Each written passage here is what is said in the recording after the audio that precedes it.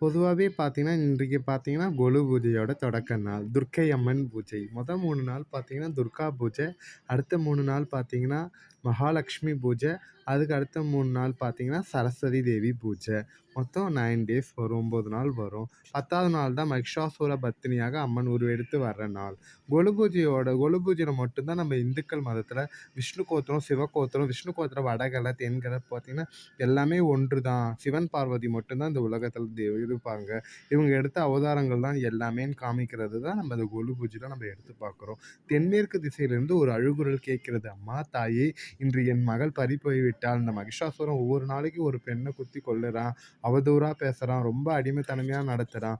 இத கேட்க நீ வரமாட்டியாம்மா தாயே!" என்று ஒரு அழுகுரல் கேட்கிறது. இதற்காக தான் அம்மன் போயிருக்காங்க. பராசக்தி வந்து துர்காதேவி கிட்ட போயிட்டு, "உங்களுடைய சக்தி பலம்லாம் எனக்கு வேணும்.